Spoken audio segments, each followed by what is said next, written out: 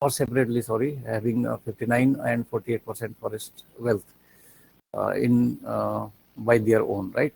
And even though broad-leaved forest cover the large or main maximum area in this sub-region, broad-leaved ज़्यादा मिलेगा यहाँ पे, ठीक है, among these two countries. And coniferous species are economically more important in some countries. जो softwoods है, जो जैसे pine है या spruce है, fir है, there are so many other so many coniferous species, and these are considered economically important in this sub-region. Okay, and these are Honduras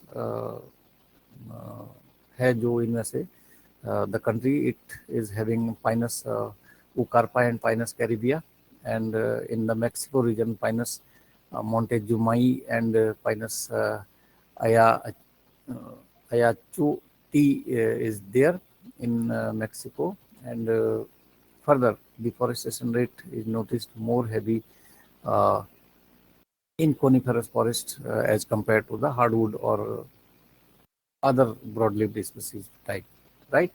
तो conifer forest में ज़्यादा deforestation notice हुआ है in these countries. Honduras तो खैर broad-leaved है ही, but in Mexico region more deforestation is noticed in the conifer forest, right? Now Mexico and Costa Rica have the largest area of plantations. इसको rejuvenation के लिए, इसको reformation के लिए दोबारा से बहुत सारा गवर्नमेंटल एड्स और governmental practices are being conducted for plantation just to overcome that problem of deforestation and agriculturisation of that area. इसकी वजह से प्लांटेशन इनको करना पड़ा. And this is prompt by the forest incentive policy, जो मैं बता रहा था आपको कि there are so many funds release for plantation purposes in the both countries, Mexico and Costa Rica, जहाँ पे ज़्यादा deforestation हुआ होगा, right? These plantations are both for industrial purpose and fuelwood production purposes in these countries, just to avoid the pressure on the remaining forest wealth, right? And now this Belize has the lowest plantation area in the sub-region. Belize में सबसे कम forest और plantation हुआ है because it is less deforested actually. अभी upcoming slide में आपको दिखेगा. Belize has most forest cover among these countries. Those are mentioned in very first slide. इनमें से Belize में ही सबसे ज़्यादा natural forest अभी भी present है. That's why less plantation is needed therein. Okay, and the contribution to the region to the world's plantation area is less than 1%. इस जो country है इसका पूरे वर्ल्ड के प्लांटेशन के सेक्टर में अगर नोटिस करेंगे तो it will be less than 1%, right? और क्या नाम लिया था मैंने स्टार्ट में? वेंकट राव. आगे क्लास में, ठीक है भाई, क्लास छोड़ के मत जाना, ठीक है? आपने इनिशियली ज्वाइन किया था, उसके बाद भाग गए थे. चलो कोई नहीं. And now this relatively small sub region as Belize और other countries contain 7% of the world's biological diversity. जो पूरे कंटेक्स्ट में देखेंगे पूरे वर्ल्ड के सिनारियो में, तो जो बायोडाइवर्सिटी है, द नंबर ऑफ स्पीसीज और biological organisms, it contribute about 7%, okay, of total world's biodiversity, and it has approximately 4 million hectares of natural tropical pine forest ranging from Mexico to southern Nicaragua, Panama, and approximately 7 million hectare of tropical hardwoods. तो जो इसका 4 million hectare था, that is for tropical pine forest, और the 7 million hectare is related to tropical hardwood forest as well as mangrove areas भी हैं वहाँ पे, and those are along both Atlantic and Pacific coast. The region those are in vicinity of these two oceans are having mangrove vegetation, just like in India we can find mangrove vegetation in Sundarban area of that West Bengal, ठीक है? और बहुत सारी जो बाकी states हैं जो coastal line जिनको टच करती है बहुत सारी, वहाँ भी आपको मैनग्रोव वेजिटेशन मिलेगा, राइट? तो ऐसे ही यहाँ पे भी है. And this tropical hardwood forest is found along with mangrove areas in the vicinity of coast lines, right? And further about 4 million hectare of the area under hardwood forest cover is found in this sub-region, and valuable species like mahogany, Swetenia species, Swetenia mahagoni बोला जाता है इसको, but हाँ mahagoni ये आ गई, Swetenia microphylla and humilis. These are the three species of Swetenia found in this region, along with Cedro, the Cedrella odorata, as broadleaf species or hardwood species are found in this sub-region, right? The forest sector contribute, अब एक और generalise feature आ गया इस सब reason का जो central America है, the forest sector का जो कंट्रीब्यूशन है जो बाकी कंट्रीज में भी आता है ऐसे, it contribute about $369 million to the national economy during 1997, right? But forest products import, अब यहाँ import भी होता है साथ में, those raw materials are not present in this sub-region, the Central America. That these consume more, about 1169 million US dollar for the import of paper and cellulose related materials, right? Uh, then the community management in the rural areas has focused mainly on resin extraction and the use of fuel wood. जो यहाँ पे resin है that is obtain from conifer species, तो community based जो areas and those are involved in such activities to extract the resin as well as to collect the fuel wood, okay? And this is the fact related to economic related fact with relation to this sub-region, right? Now it comes to the things, those are the measures, those are just used to overcome these problems of over exploitation or problems of deforestation, problems तो नहीं बोलूँगा but agriculturalization of forest land है ना।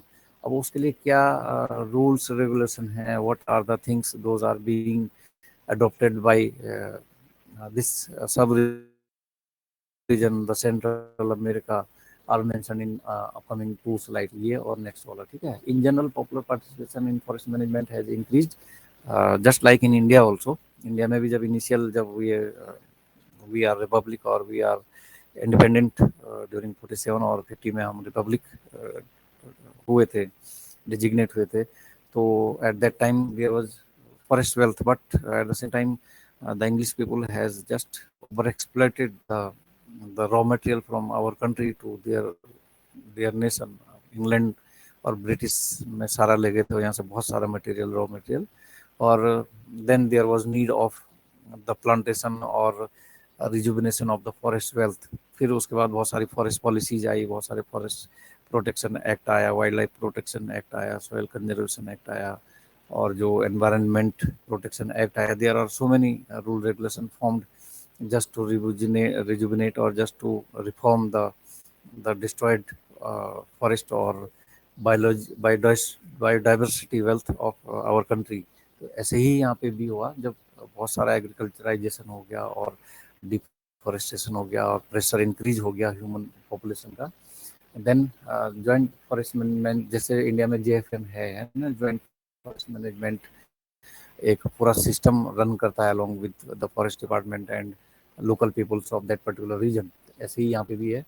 Popular participation in forest management was increased in this region both through community वाला जो हिसाब है and industrial concessions। जो industrial means the industries those are forest based or those are related to forest raw materials। तो through these two community और forest based जो industries है, इनके पार्टिसिपेशन से, इनके इन्वॉल्वमेंट से इट वाज जस्ट स्टार्टेड, और also through the participation of NGOs, universities and local people in collaboration of forest management and protected area plans। Protected area plans means there is a great chain of protected areas in India also, just like you have heard about national parks, है ना। There are 108 national parks in India. There are 553 wildlife sanctuaries in India. There are biosphere reserves. There are tiger reserves. There are elephant reserves. There are so many other biosphere protected area network in India also। तो ऐसे ही यहाँ पे भी था। तो protected area plans हैं, जो नेटवर्क हैं, या जो फॉरेस्ट मैनेजमेंट JFM जो मैं बता रहा था आपको, या जो NGOs हैं या यूनिवर्सिटीज़ हैं, local peoples, and these all were involved in the reformation or rejuvenation of forest wealth of this region, but it needs to be increased further. और भी ज़्यादा इसको इन्वॉल्वमेंट की ज़रूरत है लोगों का, और ज़्यादा इसमें पार्टिसिपेशन की और हार्ड वर्क की नीड है, और it must be increase with time also, with the biological pressure और ह्यूमन प्रेशर और population pressure. Further, for this activity, certification is also increasing together with research programs to determine indicators of sustainable forest management. मैं यहाँ पर आपको एक चीज़ बताता हूँ, थोड़ा ध्यान से सुनना सब लोग. हो सकता है मैं आपको कभी इंटरनल में पूछ लूँ ये लाइन, सर्टिफिकेशन से लेकर और यहाँ मैनेजमेंट तक, ठीक है. This is quite famous word nowadays actually, certification of forest produce, because the certificate in some countries, America में ही है ये पूरा, जो यूएसए की बात कर रहा हूँ मैं, पूरे जो North America, South America, central है ना, यहाँ पे ये प्रोग्राम शुरू हुआ था. Certification of forest produce means कि you are using the forest wealth in very sustainable manner. Sustainable means the use of forest resources in the sense or just to make available for next generation also. तो आपको इस ढंग से use करना forest resource हो कि पूरा tree मत काट दो. You, if you are using fodder, if you are using timber, then you can use only old trees, only leaf portion of that tree, है ना, पूरा tree मत काट दो. That will produce some more material for the next generation also. This phenomena is known as sustainability. And now I am talking about the certification. Means certificates are only issued to those forest produce those are sustainably managed. ठीक है ना, जो forest जो है proper ढंग से manage है for next generation also. आप you can use the forest things, resource use करो आप, but you can maintain them for next generation also. Tomorrow के लिए भी रखना, डे आफ्टर टुमारो के लिए भी बचा के रखना उस फॉरेस्ट वेल्थ को. And then only you can have the certificate. जो इशूइंग अथॉरिटीज हैं वही सर्टिफिकेट उसको इशू करेंगी.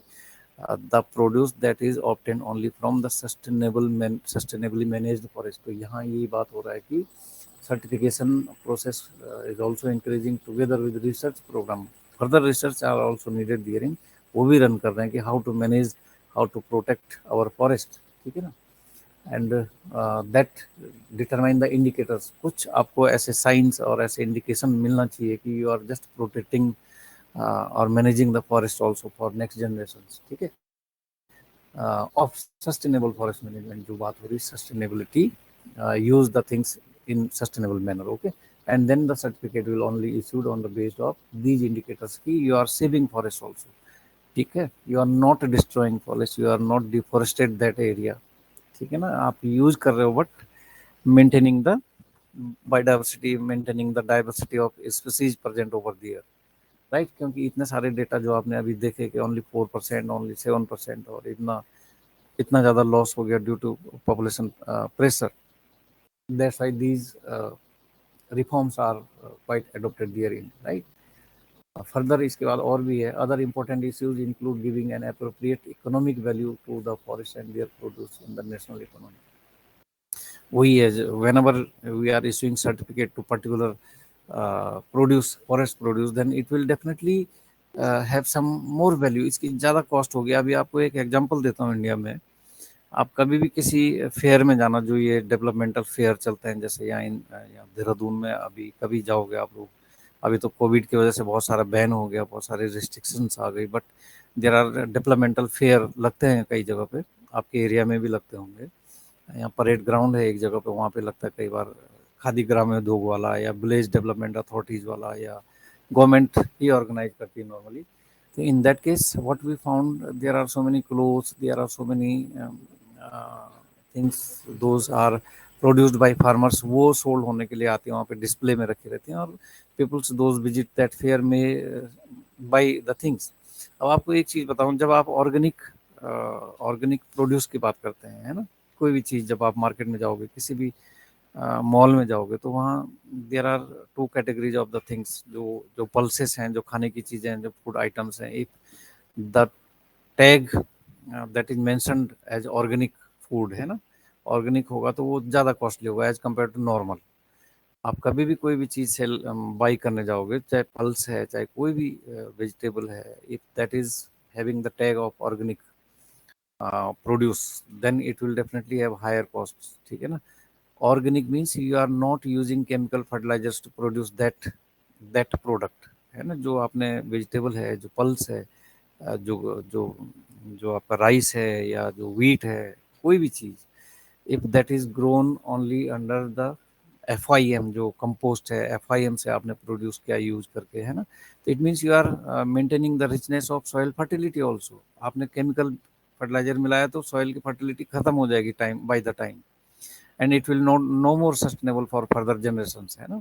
फ्यूचर में बहुत कम प्रोड्यूस होगा, सारा केमिकल हैजार्ड्स हो जाएंगे हेल्थ के लिए भी। तो इट मीन्स कि if you are producing organically the things, it means that will be more costly. तो यहाँ यही बात हो रहा है कि इकोनॉमिक वैल्यू इंक्रीज करने के लिए इन्होंने यूज किया सर्टिफिकेशन वाला टैग, ठीक है। जहाँ सर्टिफिकेट इश्यू होगा मीन्स ऑर्गेनिक है, it means that is more costly. और वो इकोनॉमी को भी, इंडिया में भी GST सिस्टम है, जितना ज़्यादा किसी का कॉस्ट होगा उतना ज़्यादा GST भी होगा उसका, ठीक है ना।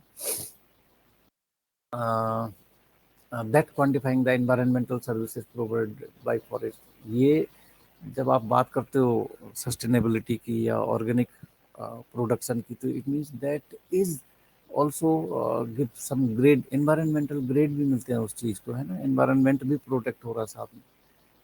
जो फॉरेस्ट अवेल करता है, फॉरेस्ट आपके सामने दिखा रहा है कि दिस इज फॉरेस्ट है, तो एनवायरनमेंट भी है ना। और if you are using organic method to produce such things, anything, then it means these all are related to safe mode of environment and forest also, right? Further, diversifying the species used in forest industries। अब आप resin, suppose resin जो turpentine industry होती है forest based, it produce the turpentine oil that is use for paint and varnishes, है ना। Paint and varnish industry में use होता है एज ए सॉल्यूशन मेकर, जो लिक्विडेटर यूज होता है टर्पेंटाइन ऑयल, जब आप पेंट को, बहुत टाइट पेस्ट होता है एक्चुअली में, but when you are exactly using for door painting और वॉल पेंटिंग, कोई भी है जो भी आपने करना है, पेंट एंड ब्रश जो भी है, तो उसको लिक्विडेट करने के लिए टर्पेंटाइन ऑयल होता है। Turpentine oil is made from resin that is from conifer species, ठीक है ना। अब यहाँ बात हो रही है कि अगर कोई टर्पेंटाइन बेस्ड इंडस्ट्री है, तो that could not depend only on pine species, not only on देवदार स्पीसीज। बहुत सारी कोनिफर स्पीसीज होती हैं जिनके इंक्रीज्ड नंबर होंगे, जिनके ज़्यादा नंबर है, आप वहाँ से टर्पेंटाइन निकाल सकते हो, रेजिन निकाल सकते हो ना। तो you have to you diversify the raw material from different species, not only dependent on one और टू स्पीसीज। ये बात हो रही है यहाँ पे सस्टेनेबिलिटी की, ठीक है ना। You can use your raw material from other sources also, not only dependent on the conifer species, ठीक है ना। आप कहीं और से भी ले सकते हैं, जैसे ये सोरिया रोबस्टा है आपके सराउंडिंग में पूरे कॉलेज में, तो it also produce some resin, है ना। इसको साल रेजिन बोला जाता है। However this could not be use much for turpentine oil बनाने के लिए, इतना यूज नहीं होता, क्योंकि इतना ज़्यादा प्रोड्यूस भी नहीं होता as compare to conifer species. But you can use some miscellaneous conifer species also for that resin extraction, right?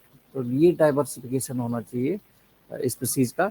आज इस स्पीसीज से निकालो, दूसरे दिन दूसरी स्पीसीज से निकालो, या दूसरे इंडिविजुअल से निकालो, एक ही इंडिविजुअल या एक ही स्पीसीज से यूज करना ठीक नहीं है। It will just lesser down the pressure on such species और सच इंडिविजुअल्स, राइट। जो ट्री है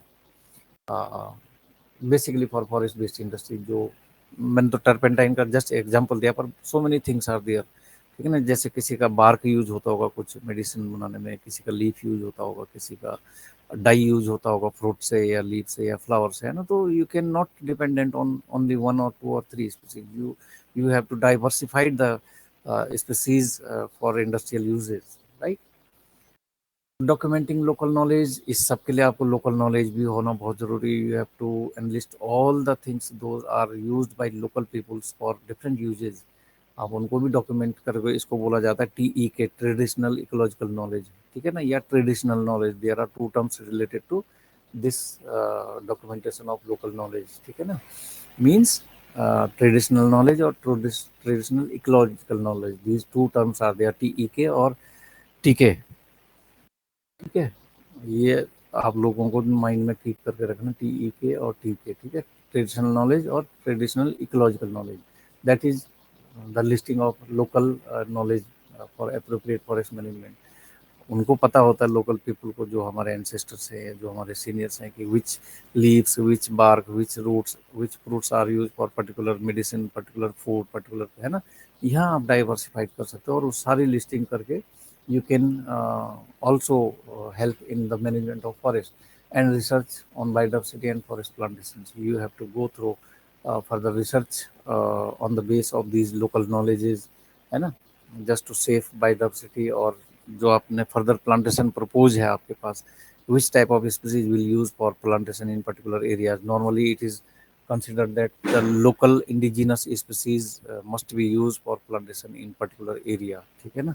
ऐसा नहीं कि आप जो देहरादून वाला एरिया है यहाँ पे आप कोई पाइन स्पीसीज लगा दोगे, कोनिफर स्पीसीज लगा दोगे, या एप्पल का ऑर्चर्ड लगा दोगे, वो that would not be fruitful, है ना। ये इंडिजिनस स्पीसीज नहीं है इस देहरादून एरिया के लिए। दैट दैट एप्पल और that conifer, these are just subjected to their own area only, उसको बोलते हैं इंडिजिनस स्पीसीज, ठीक है। तो this is all about central America, and this was general characteristic feature. जो लास्ट 2 स्लाइड्स थी इसमें आपने रिफॉर्मेशन के, रिहेबिलिटेशन के सारे मेजर्स आपने यहाँ पे डिस्कस किए with related to forest management, है ना, जहाँ पे सस्टेनेबल फॉरेस्ट मैनेजमेंट आया, सर्टिफिकेशन ऑफ फॉरेस्ट प्रोड्यूस आया, जहाँ पे लोकल ट्रेडिशनल नॉलेज आया, जहाँ पे आपके पास diversification of use of species for different forest based raw material आया, है ना, and quantifying the environmental services, जो भी एनवायरमेंट सर्विसेज होती हैं, जैसे प्रोटेक्शन है, वाटर है, एयर प्यूरिफिकेशन है, there are so many environmental services through forest, है ना। तो इनको भी क्वान्टिफाई मीन्स इनको भी आप लिस्टिंग करो कि किसका क्या वैल्यू है, ठीक है ना। These all, if we are going through research to all these things, then we can use to manage particular program for the management of forest or the protection of forest also, है ना। और just to use them, ऐसे भी program बनेंगे कि how to use sustainably these forest resources, ठीक है। तो दिस इज अबाउट अमेरिका, और I found there are more 23 minutes are there. So I would like to try one more country, that is Western Europe today, and I have already uploaded the notes on your ERP. You can take them for your perusal. आप उनको बाद में दोबारा से पढ़ सकते हो, और I am going to upload another, that is western Europe, ठीक है। और वेस्टर्न यूरोप इज जस्ट क्या बोलते हैं उसको, इसका जो एग्जाम्पल है, एग्जाम्पल कंट्री, जैसे यहाँ मैक्सिको था, वहाँ पे फ्रांस आएगा आपके सामने, ठीक है ना। France is the representing country, however as I have shown the book world forestry system to some of you yesterday only, and there is book available in your library also, that is world forestry system by SS Negi. And in the Western Europe part there is France as representation country, and Germany is also there, ठीक है ना। अब क्योंकि France ही सबसे बड़ा है, जैसे वहाँ मैक्सिको सबसे बड़ा था, लार्जेस्ट कंट्री था सेंट्रल अमेरिका में, ऐसे ही फ्रांस भी इसमें काफ़ी बड़ा है इन दैट वेस्टर्न यूरोप। तो जर्मनी मेंशन नहीं किया मैंने, ठीक है। If you are willing to और wish to go through Germany also, तो you can take that book from library, और आप जर्मनी भी उसमें से पढ़ सकते हो, ठीक है ना। But today we are going to discuss France as representation from western Europe, right. So now forestry practice and forest resources of Western Europe are here as this topic with reference to France only, right? And in Western Europe, जो part है, it includes several countries. Those are France, Belgium, Netherlands, Germany, and Denmark. These are the representing countries from this region. And here we will discuss about the France only. But before that, this is generalized facts or features about Western Europe, right? तो पहले इसका physical कुछ demarcation हुआ, कुछ forest से related इस numbering होगा, है ना, ये पहले बात करेंगे, then we will comes to France only. France भी काफ़ी बाद में आएगा, देखो आ गया वो, हियर फ्रांस बहुत सारी स्लाइड के बाद है। Before that, we will discuss about the things those are related to Western Europe. And in this region, the Atlantic mixed forest region includes coastal vegetation या क्योंकि अटलांटिक ओशियन का काफ़ी ज़्यादा इन्फ्लुएंस है पूरे एरिया में, तो it will definitely have coastal vegetation formations of dunes and heathlands, vegetation that thrives in salty soil. ठीक है, जो कोस्टल एरिया होगा इट मीन्स वहाँ सॉल्टी सॉइल भी जरूर होगा। Sand dune system occurs along the south western coast of France. ठीक है, जो ये ड्यून्स हैं इंडिया में भी होते हैं, कोस्टल रीजन्स में बहुत सारे सैंड ड्यून्स। ठीक है, and the region known as Les Landes. ठीक है, covered by both natural and planted forest of maritime pine. यहाँ पाइनस पाइनेस्टर मैरीटाइम पाइन है, ये ज़्यादा मिलेगा आपको इस कोस्टल एरिया में। Yesterday or day before that, I was watching the National Geographic channel or Discovery channel, and there was some documentary actually running at that time. और I found in the ocean, बिल्कुल ocean के border पे कोई थे वो जो visitors, and Pinus species are also there just like Pinus pinaster है। तो कोस्टल में इंडिया में तो कहीं नहीं मिलता pine.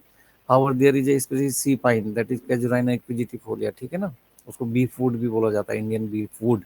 that is the only, however that is not related to conifery और पाइनेसी स्पीसीज का नहीं है, that is from कैजुराइनेसी। ठीक है ना, वो अलग से स्पीसीज है, that is known as sea pine. और वो कोन भी होता है, उसमें निडल भी होती है, सब कुछ होता है, but that is not related to conifery और पाइनेसी। ठीक है, तो यहाँ हम बात कर रहे हैं कि जो मैंने डॉक्यूमेंट्री में देखा, in the coastal area there was pine species in that picture जो मैंने वहाँ पे वॉच किया उतना देर तक।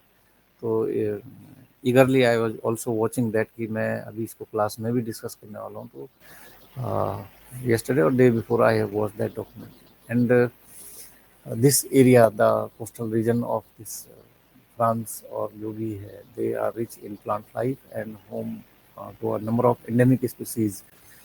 बहुत सारी लोकल स्पीसीज है वहाँ पे, those are not found anywhere others. ठीक है, bird diversity is particularly high, काफ़ी सारी है बर्ड डाइवर्सिटी भी, and over 440 species are found recorded in the Netherland alone. ठीक है ना, only fragments of natural vegetation remain in the ecoregion as a most of the area is converted long into intensive agriculture और pastures. यहाँ पे same वही problem आ गया France में भी और इस वेस्टर्न यूरोप में भी, that was found in central America also, only for the sake of agriculture और पास्चर्स। क्योंकि ग्रीजिंग लैंड, कभी भी जब फॉरेस्ट का जब डिफॉरेस्टेशन होता है ना, तो आपको एक सिस्टम बताता हूँ उसका।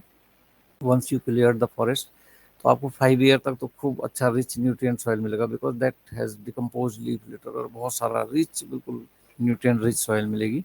5 ईयर तक अच्छा ग्रेन प्रोडक्शन भी देगा, फूड प्रोडक्शन देगा। ठीक है ना, but after that it will decrease down, क्योंकि आपने एडिशनल या तो कंपोस्ट ऐड करोगे या तो FIM यूज करोगे, जो फार्म यार्ड मैन्योर होता है ना, वो ऐड करोगे तो मेंटेन रहेगा। Otherwise it will utilize by those grown plants, जो 5 ईयर तक आपने फूड ग्रेन वहाँ पे ग्रो किया, वो सारा यूज कर गया उसको न्यूट्रिएंट को। ठीक है ना, और after that it will decline, decrease down होता जाएगा, और after that it will not able to produce more grain in future. ठीक है ना, अब क्या होगा उस खाली ब्लैंक लैंड का, that is now barren land है ना, प्रोडक्शन भी नहीं हो रहा, तो that will converted into pasture only, तो ग्रास लैंड में कन्वर्ट हो जाएगा। तो ये क्या हुआ, most of the area was converted long ago into intensive agriculture और pastures। अब ये blank aerial grassland बन गया खाली agriculture के बाद। या तो agriculture maintain रहेगा if we are adding more FIM और compost to that, है ना, अगर जो आपने मेंटेन करा तो ठीक, otherwise it will converted into pasture. तो बहुत सारा फॉरेस्ट इसमें डिवास्टेट हो गया, बहुत सारा सेक्रीफाइस हो गया just for the sake of agriculture due to increasing population pressure only. Now we comes to physical description of this Western Europe simply, and this region is located at the western coast of the Eurasian continent। ठीक है ना, जो Asia को touch करता होगा वो वाला area है ये वेस्टर्न यूरोप, यूरेशियन कंटिनेंट। ठीक है, the eastern limits are determined by progressive disappearance of oceanic species and the appearance of continental species। जो continental means लैंड एरिया है, वो वाली स्पीसीज दिखनी शुरू हो जाएंगी, और ये वाली डिसअपेयर होना शुरू हो जाएंगे, जो ओसिनिक स्पीसीज है, जो मैनग्रोव टाइप का स्पीसीज है। Right, long term human activities have wiped out most evident sign of natural forest, जो अभी बात हो रहा था कि most of the forest. 21 class में ही अच्छा, okay. Long term human activities have wiped out, बहुत सारा इन्होंने लॉस्ट कर दिया है most of the evident sign of natural forest due to increasing human population. बहुत सारा फॉरेस्ट वीप आउट हो गया। So it is difficult to establish a definite biogeographic boundary, है ना, कोई एक पर्टिकुलर बायोजियोग्राफिक बाउंड्री वहाँ पे फिक्स करना, that is quite difficult. The area is composed of flat lowlands. अब एरिया का फिजिकल फीचर भी सुन लो। फ्लैट लोलैंड है, मीन्स प्लेन एरिया है ये पूरा कोस्टल के अलोंग में, except for the hills of Brittany. जो ब्रिटानी वाला रीजन है फ्रांस का, it is having some highlands और hilly regions. Okay, sand dune system occurs along the south western coast of France. France के जो south western coast है वहाँ आपको सैंड ड्यून सिस्टम मिलेगा। And the region known as Les Landes, again जो आप पहले भी आपने सुना था, लेस लैंड एरिया है ये।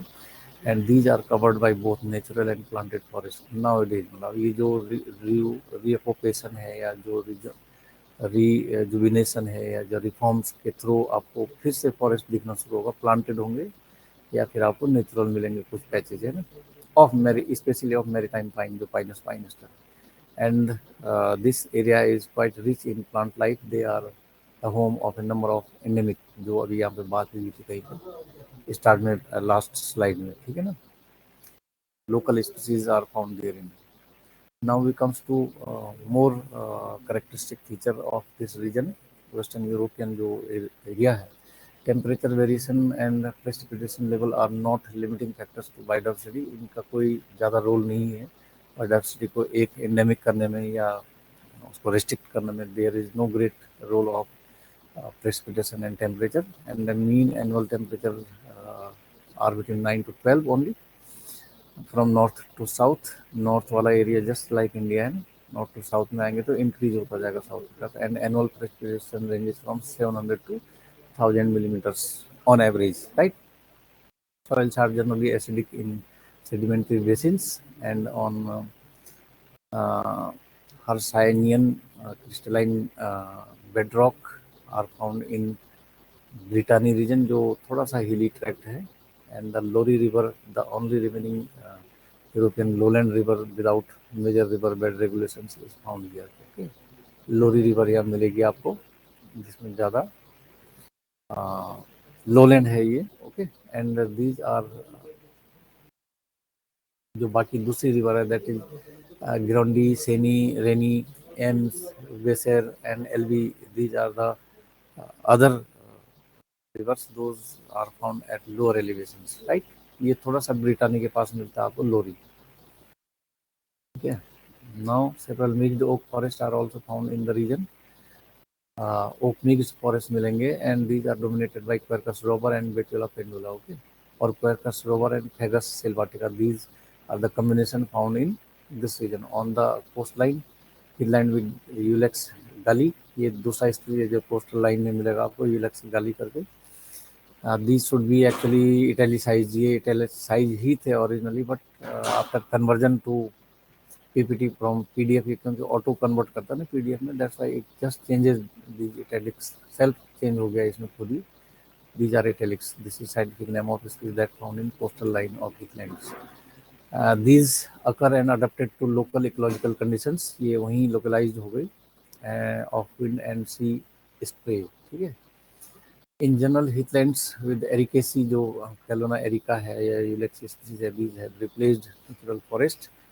और फर्दर साउथ वर्ल्ड अगर जब मूव करेंगे तो different oak species are appear there in, those include Quercus petraea and Quercus pubescens, but many forest are planted with Pinus sylvestris. यहाँ पे जो पाइनस मैरीटाइम मस है दूसरा इसका साथ में, ये तो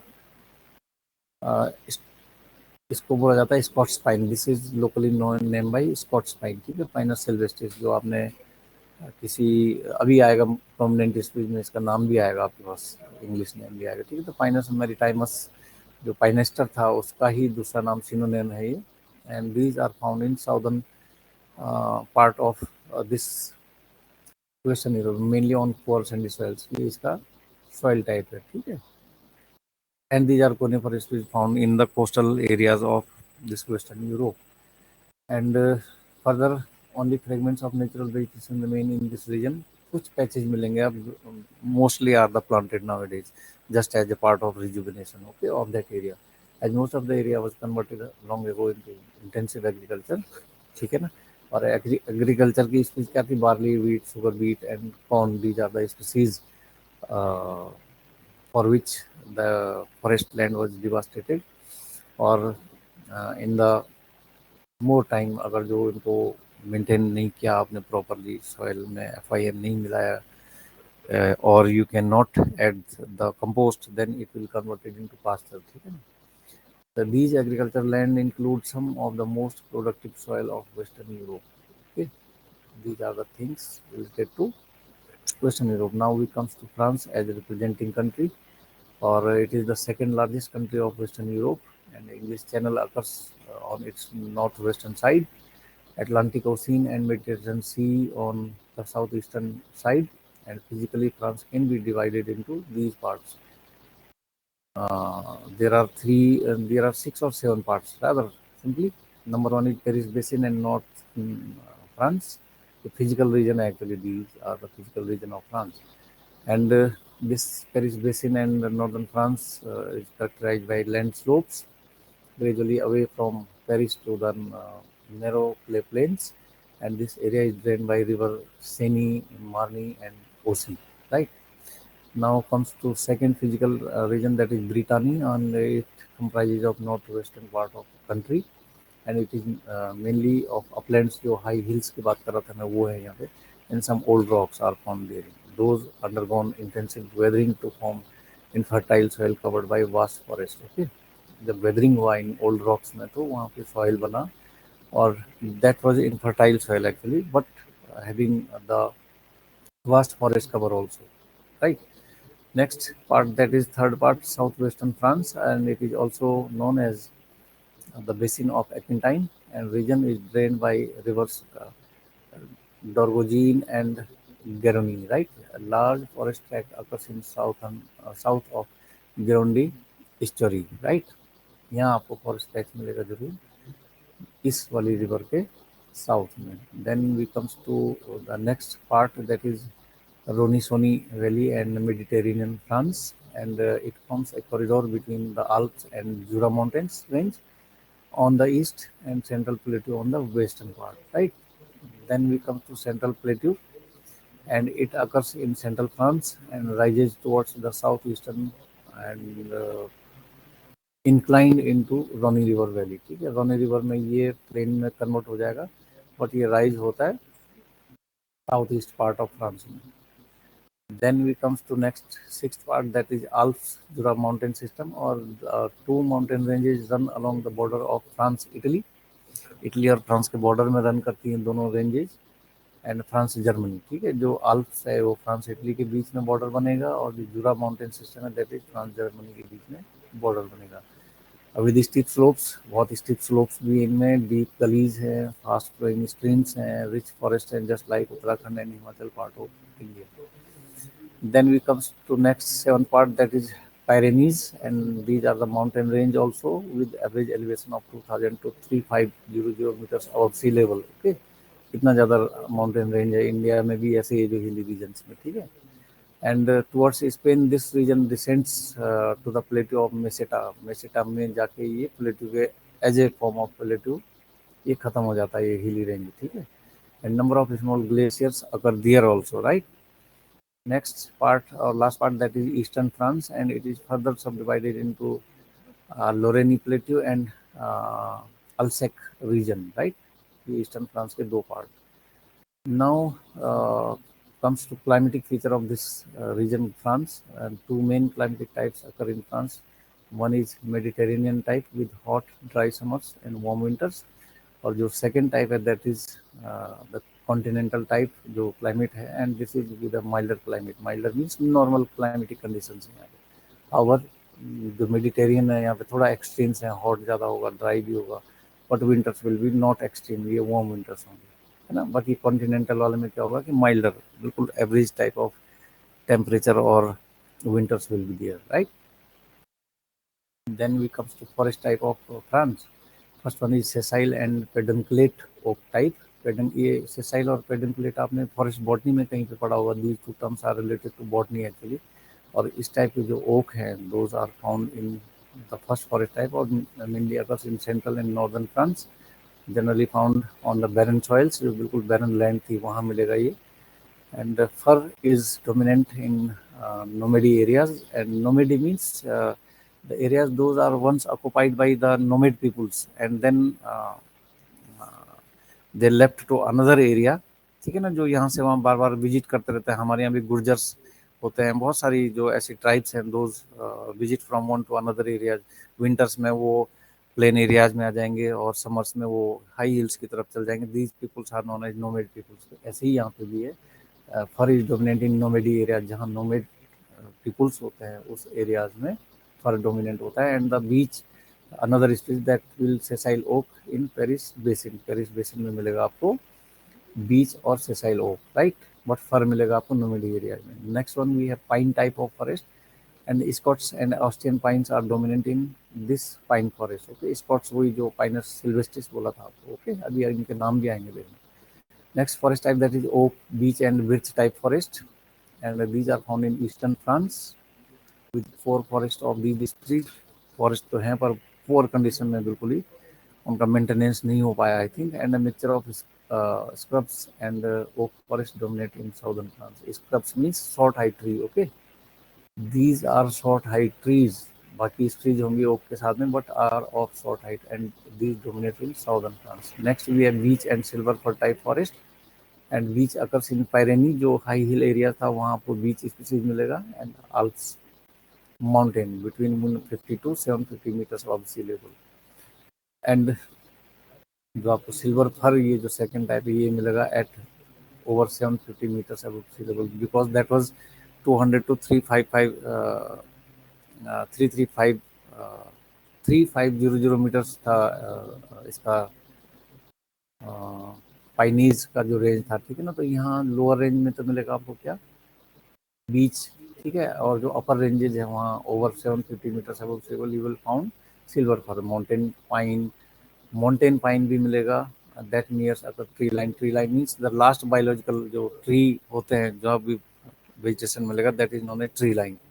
ऐसे ही जो इंडिया में भी जो एल्पाइन जोन का लास्ट बॉर्डर होता है that is known as timber line यहाँ बोला जाता है. ठीक है ना, ट्री लाइन और timber line means last tree vegetation found in any area that is known as tree line. ऐसे ही यहाँ पे भी है जो 3500 का रेंज था उसके बिल्कुल अपर लिमिट में जहाँ भी लास्ट मिलेगा that is found silver fir. Okay, यहाँ पे एक माउंटेन है. माउंटेन मीन्स एल्पाइन और टेम्परेट के बीच का जो जोन होता है that is known as mountain zone.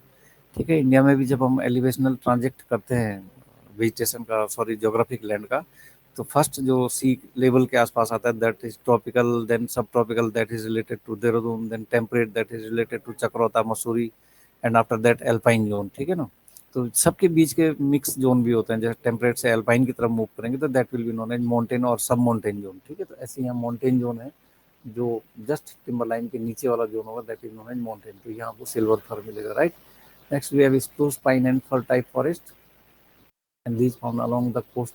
अब ये कोस्ट में आ गया. देखो स्प्रूस जो मैं आपको डॉक्यूमेंट्री की बात कर रहा था, दीज आर फाउंड बिटवीन पायरेनी, बिल्कुल हाई हिल और गिरोंडी रिवर के बीच का जो area that will be the coastal. Coast के और इसके बीच में बिल्कुल देखो हाई हिल और उसके बीच का area that will found with spruce pine and fir type. A plane covered by maritime pine जो पाइनेस्टर था, mixed coniferous in the central massif area, and that will have spruce, scots pine and silver fir. These are the species found in that coastal type of area. जो बाकी हैं वो पायरेनी की तरफ मिलेंगे आपको. ठीक है, next we have prominent species of this region. These are the scientific names. यहाँ पे भी देखो खुद ही डिस्टर्ब हो गया सारा. सेसाइलोक्वर्कस पेट्रेरिया, देन pedunculate oak भी है, quercus robur, then pubescent oak, pubescens, cork oak, suber, ilex, quercus ilex, then Japanese larch, Larix, leptolepis, Austrian pine का नाम भी आया था, Pinus nigra, then mountain pine, Montana means mountain pine, Pinus mungo, Sembra pine, Sembra, Scotch pine, Sylvestris. ठीक है ना, and silver pine, abies alba, Douglas fir, Pseudoxoca taxifolias, and Sitka spruce, Picea stichensis. These are the prominent species of France. And this is last but not least, France का forest based industry, and this is having, earlier there was great number of sawmills. India में भी ऐसे बहुत सारी जगह मिलता था in France, but nowadays these sawmills are replaced by high-tech machines, and the employment has just been limited due to uh, machine he machine is itself done all the jobs rather. Most of them were small sized sawmills and with old lumbering techniques. पुराना technique था इसमें, जो lumbering means जो sawn logs या sawn pillars या स्कैटलिंग्स, बहुत सारे converted material के टाइप होते हैं जो सॉइंग के बाद मिलते हैं हमको. प्लैंक्स है, बीम्स हैं, रेलवे स्लीपर्स हैं. There are so many things, those are comes under lumbering. Lumbering means saw mill में जब आप जाओगे तो आपको एक तो कन्वर्टेड मटेरियल दिखेगा, एक सॉ डस्ट दिखेगा, सॉ चिप्स दिखेगा. These all are combinely known as lumbering. Okay, तो old lumbering techniques were there and provide employment. तो अकॉर्डिंगली एम्प्लॉयमेंट भी मिलता था मोर नंबर ऑफ पीपल्स को. But now days it is replace by high tech machines as well as limited number of employment, mainly located far from consumer centers, because their raw material were available at the far flung areas. That's why consumer center से काफी दूर होता था ये sawmills. Locally constructed होती थी छोटे से, है ना. Please be in class for these more lines. Most forest produce were at this time was veneer logs, जो मैं आपको converted material बता रहा था. Then pulpwood, box boards, railway sleepers, plywood, tannins, cork, oaks, resins, and turpentine. These are the forest-based produce uh, of this area, right? France is इसके बाद अब ये सारे तो ये सेल्फ प्रोड्यूस करता है, but it is also exporter. ठीक है ना, ये कुछ एक्सपोर्ट भी करता है. And this is the main exporter of saw logs and veneer logs, mainly to Belgium, Luxembourg, Switzerland, Netherland and Italy. इतनी सारी कंट्रीज में सॉ लॉग्स बेचते हैं. जो सॉ मटेरियल है, वुड है, टिम्बर है, फिनिश्ड प्रोडक्ट्स होते हैं वुड के. These all are exported by France to these countries. ठीक है, so this is about France as well as Western Europe. Okay. Tomorrow in next class we will discuss about the Asian countries, that is China and Japan. And in the next class we will discuss about Australia. Okay. So this is all for today. And if you have any doubt or query regarding these notes or these two topics discussed today, you can ask me anytime. और first you have to go through the uploaded notes, जो मैंने upload किए हैं उनको आप देखो. ठीक है ना, कोई प्रॉब्लम होगा तो यू कैन आस्क मी. ठीक है, thank you for a while, have a nice day.